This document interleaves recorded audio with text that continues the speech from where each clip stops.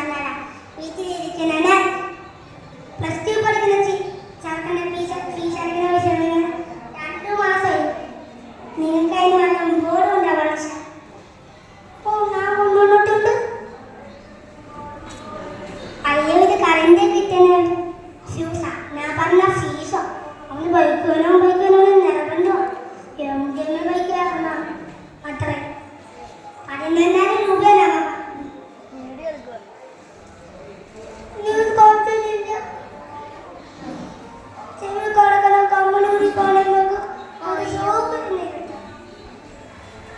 എന്റെ കാര്യം കിടക്കുന്ന കമ്മലൂരി നിങ്ങൾ എന്റെ മോനെ സൗകര്യയിരിക്കണം വേനോണ്ട് എടുത്തോ. ലോണെങ്കിൽ ലോൺ എന്റെ മോനെ വിളിച്ചേ മോനെ കുട്ട എന്റെ അച്ഛ വിളിച്ചത്. നിനക്ക് ബൈക്ക് വേണോന്നിട്ട് അതിന്റെ പേര് MD തന്നെ സത്യമാണോടാ? അത് പിന്നെ അച്ഛ പുതിയ ബൈക്കാ 14,000 രൂപയോ. അതുകൊണ്ട് നല്ല ബൈക്കൊക്കെ എടുക്കണം. അവസാനം വഴിക്കണം. ശരി അച്ഛ. അല്ലോടാ ഞാൻ വീട്ടിൽ പറഞ്ഞ് ക്യാഷ് സെറ്റാക്കിയിട്ടുണ്ട്. ഞാൻ വീട്ടിൽ പറഞ്ഞ ബൈക്കെന്നാ. നീ സ്കൂളിൻ്റെ ബാക്കിൽ പോയി നിൽക്കേ. നിന്നവിടെ റോഹൻ വണ്ടിയായിട്ട് വെയിറ്റ് ചെയ്യുന്നുണ്ട്. ശരിയാടാ. ഹലോ ഇത് ഓങ്ങളെക്കുറിച്ചല്ലേ വിളിക്കുന്നേ? ഞാൻ പോലീസ് സ്റ്റേഷനിൽ നിന്നായിരുന്നു. നിങ്ങളുടെ മോനെ MDMA ആയിട്ട് പഠിച്ചിട്ടുണ്ട്. ഹലോ സാറേ സാറേ.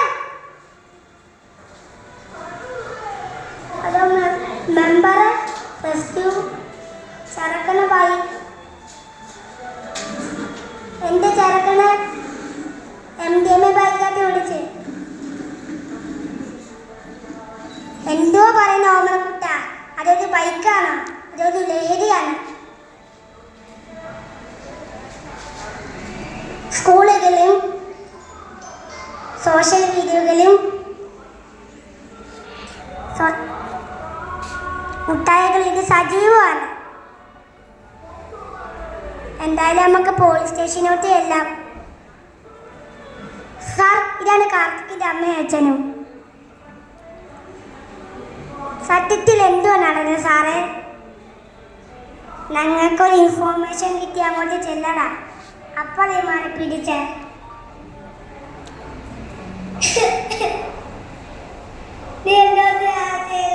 നിങ്ങൾ ഒറ്റ പോരാത്ത കരുതിയല്ല നാളത്തെ അച്ഛനും തന്നെ വെച്ചെന്നെ പറയണം. അപ്പൊ എനിക്കെന്താ ചെയ്താ? ഇവര് നമുക്ക് KLC സെന്ററിൽ ഇടാം. സ്റ്റാർട്ടിങ് അല്ലേ, കുഴപ്പമൊന്നും ഉണ്ടാവത്തില്ല. കേട്ടാ സാറല്ലേ? നീ കരയാനൊന്നും നിൽക്കണ്ട. നമ്മുടെ കൂട്ടവിടെ വരും പോലീസുകാരും ആശുപത്രി വരും. വിചാരിച്ചാൽ നമുക്ക് ഇവനെ നന്നാക്കി എടുക്കാനേ ഉള്ളൂ.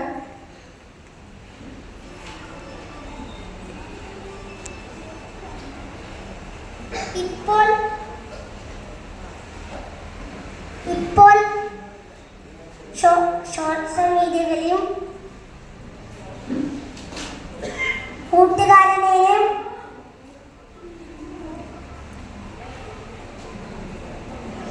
ഇത്